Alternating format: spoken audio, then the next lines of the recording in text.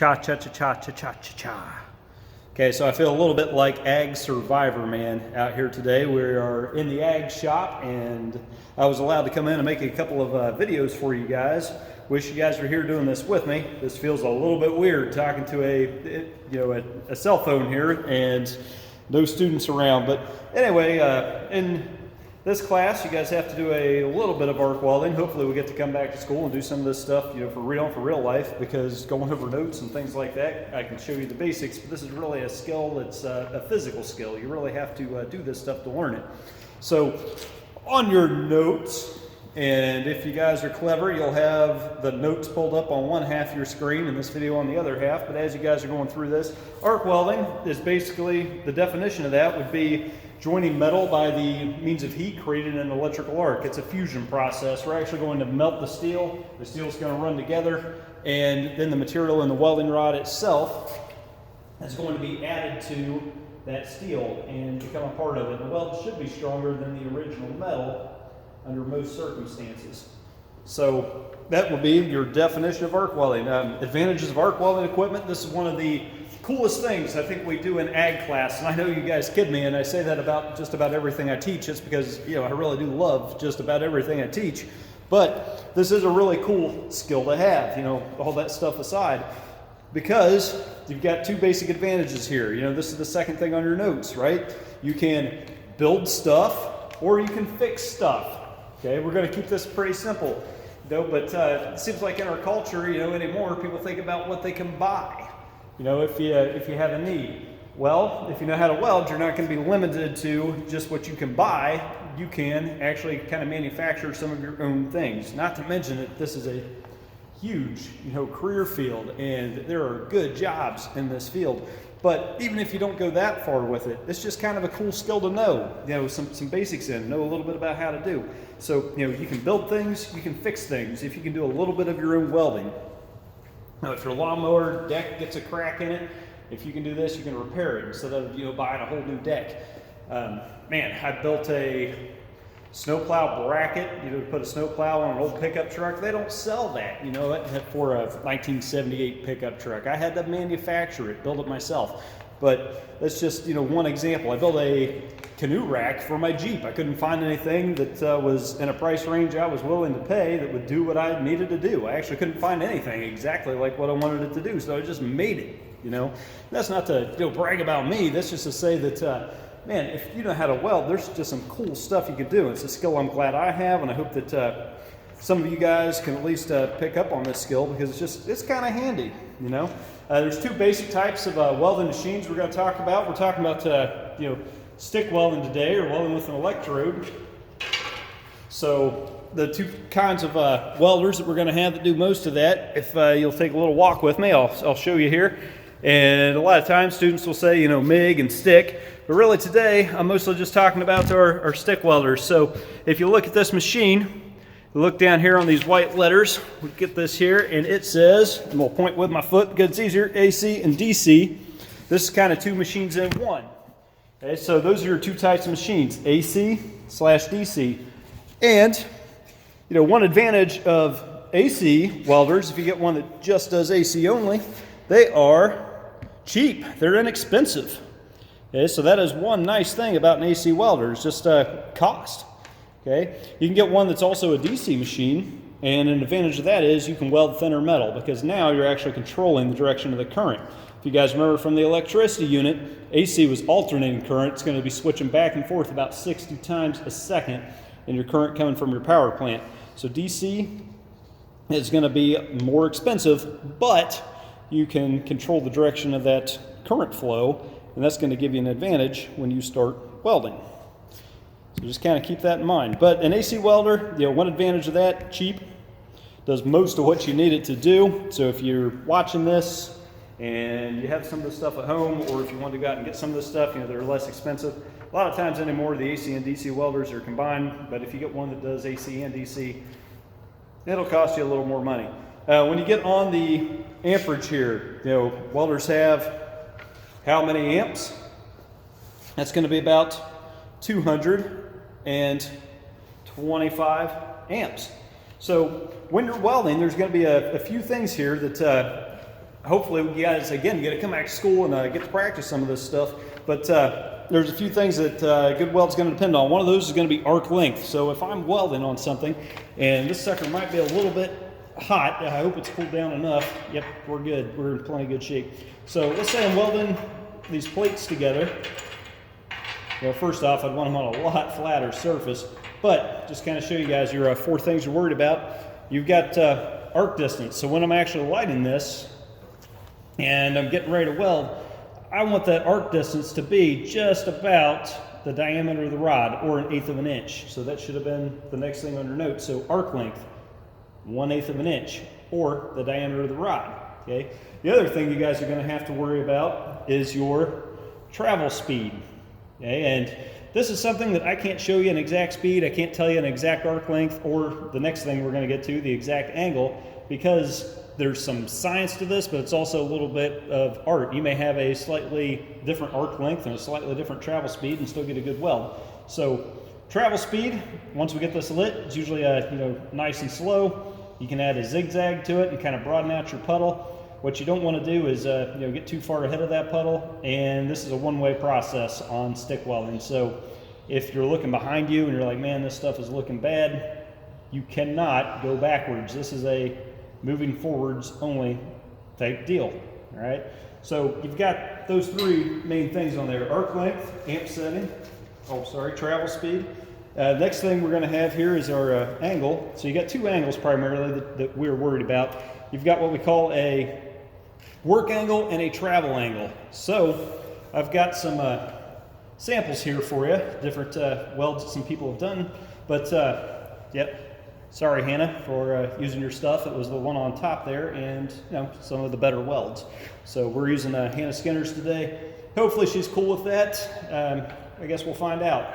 So anyway, you've got your 2 angles that you're worried about. So that's going to be, again, work angle. You want to be halfway in between the 2 pieces. So I'm going to rotate this 90 degrees so you can see. If I'm going and welding this, I want to be halfway in between the 2. So it's straight up and down that way. That's my work angle. If I'm welding 2 pieces together, that are perpendicular to each other, my work angle would be, again, halfway in between the 2 pieces. So work angle. The other angle we're going to be worried about, and I'll rotate this so you guys can see it this way, that's going to be your travel angle. So straight up, we call that 90, and 15 degrees from 90, and then you can pull your weld along. So 2 angles, work angle and travel angle, but they both go on one item on those. Quality of a weld depends on what 4 things. It's going to be arc length, remember, 1/8 of an inch, travel speed, low and slow, angle, okay, travel angle, 15 from 90, work halfway in between the 2 pieces. And then the next thing is going to be your amperage setting. Okay, so under amperage setting, with the electrode we're going to be using, probably a 6013, and for beginners, you guys can set it at 105 or 120. 120 is going to make it a little bit easier to light. Your welder may actually have some different detents or different settings, or maybe one that you can put wherever you want. Or you may not have one and you're just doing these Google Classroom assignments, and that's fine too. With this situation, it is what it is. So amperage setting, 120. So arc length, about 1/8 of an inch. Travel speed, low and slow. And distance, that's my arc length. And my amp setting here is going to be 120. And your angle, remember, travel angle, 15 from 90. Work angle, halfway in between the 2 pieces. Next question on there, you guys can answer on your own because I've already told you several times here, but that will be 1/8 of an inch. Now, as we are actually welding, you're going to continue to drop this thing down. You've got your electrode here. You're going to, as you're going, this thing's going to burn up on you and go away. So you got to constantly be lowering this, and if you're a lefty, you're going to be lowering it and moving it to the left. If you're right-handed, you're usually going to be lowering that rod and moving it to the right. Okay, so the next thing we're going to jump into is equipment. On welding equipment, one of the first things people think about when they think of welders is that big helmet. So you guys will definitely want a welding helmet, number 1 on equipment, with a shade 10 lens, and that's going to keep you from getting flash burnt, because this is extremely bright when we get into it. It can actually sunburn, exposed skin. So doing a lot of welding in a t-shirt is a bad idea. Or just throwing on a pair of torch goggles. Number one, the lens isn't dark enough, but number two, it's not protecting your face. You're going to get a awkward looking sunburn and potentially some flash burn in your eyes. So you want this big welding helmet, shade 10 lens. You're going to want a chipping hammer, and I'll show you what that does here in a minute. You're going to want a pair of pliers, okay, just for picking up hot steel. You're going to want to have some gloves, right, to protect you from the heat. For one thing, to protect you from some sparks that are going to be flying around, and just to have them. But what you don't want to do with the gloves, you don't want to pick up the hot metal with the gloves, or you end up with holes in the gloves, and then the next time you pick up the hot metal, it's going to burn your fingers. The other thing you guys will want is a chipping hammer and a wire brush. So you got to make sure you guys have both of those things. Then, of course, while you're doing this stuff, long pants, long sleeves, and some leather closed-toed shoes. And you want to be thinking about this like like rain, like you're trying to keep rain out of a building. You're going to have some sparks flying around, and they're going to be falling towards the ground. So what you don't want is to have your pant legs rolled up to where it can catch sparks, to where they can sit in there and possibly ignite things. You want to make sure your shirts are untucked, so that way you don't have sparks getting into any sensitive areas. That would not be fun. So you want shirts, untucked, so that basically you are, shedding sparks. Think about like a raincoat. You wouldn't, tuck that inside. Same thing with your, outer layer here on our arc welding. So back on these things, here's what I got written down. A shade 10 lens with a helmet, gloves, chipping hammer, wire brush, long pants and sleeves, leather closed-toed shoes or boots. And I forgot to write down the pliers, but you need those for picking up and handling hot metal. Okay, most important feature in all this arc welding, getting these things stuck together, is going to be the penetration of the weld. You want a good bond and not just a weld that is sort of floating on the top. So penetration of the weld is going to be one of our most important features.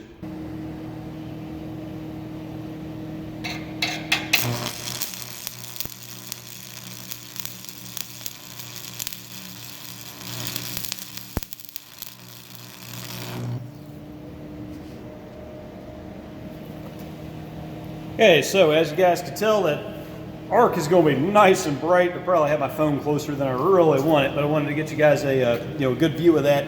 And next thing on your notes here was the temperature of that arc. It's going to be about 6,500 degrees Fahrenheit. Steel melts at like 2,800 degrees, so it's got to be hot enough that it can melt that really nice and quick. And on our welding rod, this one's getting really short, but you got this coating on the outside edge of that that's white.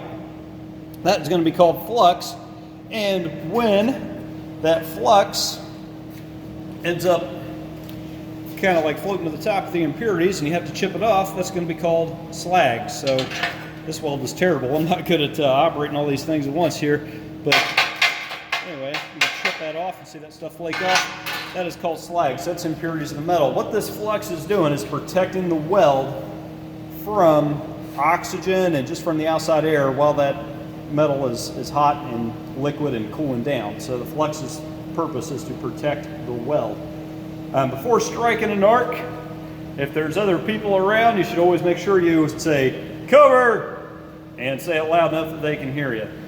It's not a fun practical joke to have somebody to look and then do one of those without telling them to cover, because it actually is doing some permanent harm to the retina of your eye.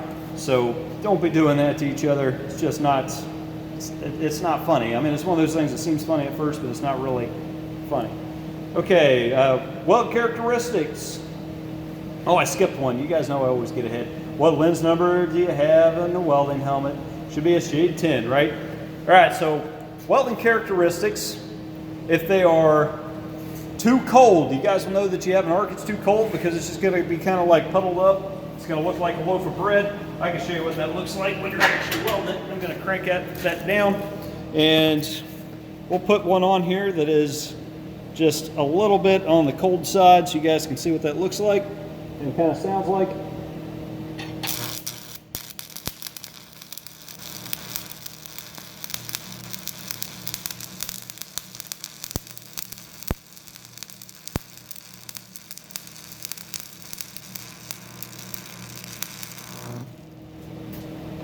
Okay, so for too cold, they're actually kind of difficult to keep lit to a certain extent.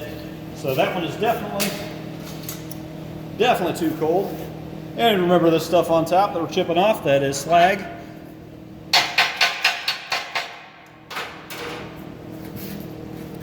And we'll see if we can get this thing in on that enough for you guys. So, all right, so just kind of tall and really just puddled up. All right, looks sort of like a loaf of bread sitting there. That's something you can put in your notes. Sometimes people say those look like a dog turd, which isn't very fun to think about or pleasant, but if that helps you remember, that works for me. Okay, so that is too cold. Okay, next one here, we're going to put a weld on that is obviously too hot, and you guys can kind of see what that sounds like and what that looks like. So weld that's too hot.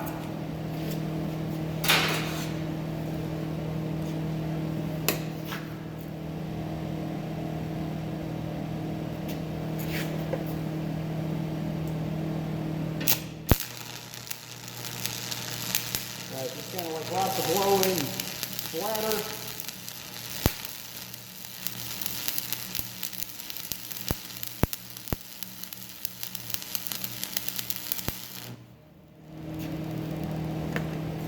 All right. You guys can tell that heat is still going out of that, so I've got my amperage up here at about 150. So 150 on my amperage. I'm gonna crank that back down to something reasonable. And we can chip that off and see what it looks like. You kind of notice how broad that is, how stretched out.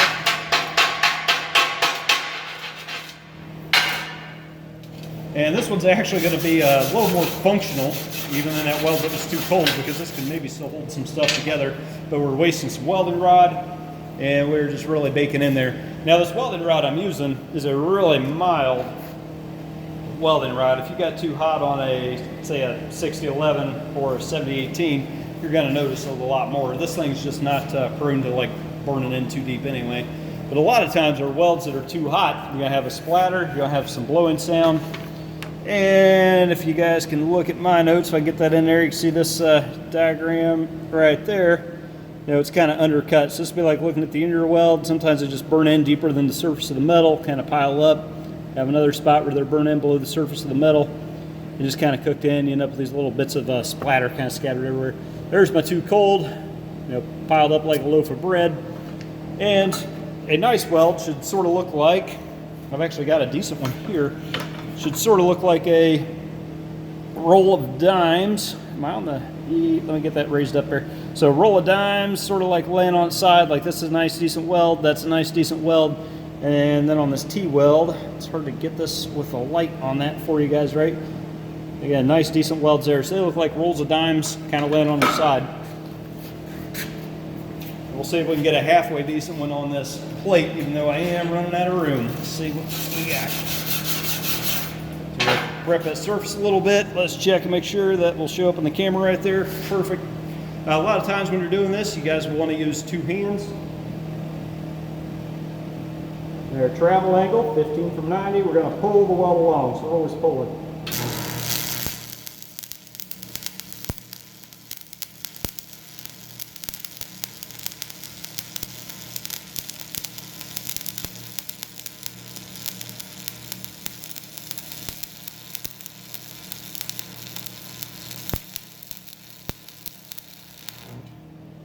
All right, so there's no on-off switch. You know, you've got your electrode,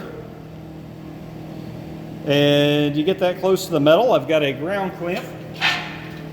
Now this is hooked to the other end of the plate where you guys couldn't see it before, so ground clamp. And you've got the electrode, and when you get those things close, it's going to arc pretty much on its own. There's no on-off switch. When you're done, you just pick this thing up and it'll stop because you've created too big of a gap for that electricity to jump the arc. So again, you know, normal should look like kind of like a roll of dimes on its side. Let's chip this guy off.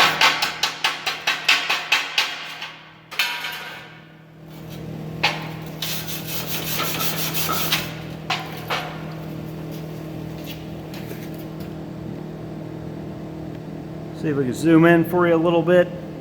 Now that was, I don't want to get that too close to the light, but that was this one, right here. Okay, so the one in the middle here, again, this stuff is very, very hot, but this one here, that's going to be a decent weld. It's got a little bit of a cold start, but you guys can see kind of those uniform ripples. This one right below it here, that's the one that, whoops, move my finger, that's the one right there that is just way too hot and too cold. Where'd he go? There he is. That's my one that's too cold. So the only difference in these really is changing our amperage setting. Okay, so your next item on your notes, characteristics of an arc being too high or being way too far away. There's going to be a blowing sound and just kind of a sound of some spatter.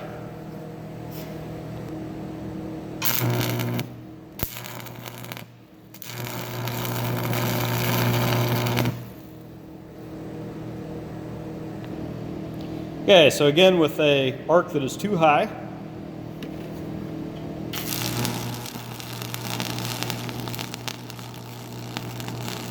notice the sound. Look, if you've got that much flame, you're too high.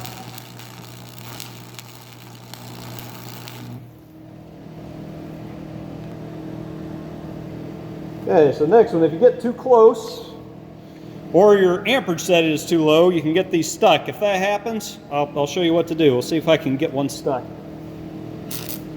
Okay, so if this happens, you just unclip this by squeezing this handle right here, and that'll open the jaws up on that. You can just take it away from your welding rod. And then you've got this little piece, you just snap him loose and reposition it back in your electrode holder and try again. So reasons for that to get stuck, again, you're either too close to the metal or your amperage is too low. Okay, so we got that on 75 where I was demonstrating, having the amperage too low or getting too close, sticking a rod. You guys will want your amperage to be probably about right there. Depends on the electrode you're using and a lot of things are into it, but 120 is a good place to be for a 6013 electrode for beginners. All right, so all these welding rods are going to have a number on them. This one is a 6013. And what that is going to be the strength times 1,000. That's what the first two numbers stand for, the 60. It's going to be your strength times 1,000. So a square inch of this welding rod has the tensile strength to hold up 60,000 pounds. I'm trying to get it to focus for you guys. Or maybe it'll focus on my fingers and zoom in from there. I don't know. Don't have the best equipment for this. So again, a 6013 means 60,000 pounds of strength. That third number on there, which is the 1, that stands for welding position. So on this welding rod, I can weld if you've got the proper equipment and you know what you're doing. You can actually weld with this in any position you felt like, even upside down if you wanted to. That's what that 1 means. Okay, if it's a 2, it's a little more restrictive. If it gets to be a 3, you're basically welding on flat surfaces only. And the fourth number, the 3 in our 6013, that's going to be a number that stands for and represents penetration. So those numbers are not in order. That's what I want you to know about that fourth number. Like a 6011 is going to have a lot of penetration. A 7018, that number's an 8. That's going to be a moderate. And a 6013, which is in between those two, is going to be a really mildly penetrating rod. So just know with that last number on those, they're not in order. Well, this video has gotten to be long enough. Again, wish you guys were here. We could actually, have you doing some of this stuff. Hopefully you get back, because in this class, it's a lot about doing stuff. And I hate that we're kind of stuck here on computers and cell phones. But that's just the nature of it. We'll adapt and overcome. Warrior strong. All right, well, hey, since I'm down here in the shop, I'm going to play with some of this welding equipment since they let me come in here today, and it gets me out of being in the house. Hope you guys get a chance to get out of the house, go for a walk, do some stuff. If you've got any access to this type of equipment, check with a parent, make sure you have their permission and their blessing, and know that I'm not responsible for you because I'm not standing there. But get all your safety gear and give this stuff a try. Maybe dad or mom or grandpa or somebody might have one of these welding machines sitting in a garage, and if they've got the safety equipment for you, drag it out and try some of this stuff. The hardest part for you is going to be striking these arcs, so that would be a good thing to practice. Getting started is just striking an arc. So you're just going to bring it in, drag and lift until it's lit, and then you can drop it down and start welding some beads. So when you're first starting, if you're having trouble getting them lit, just practice lighting them.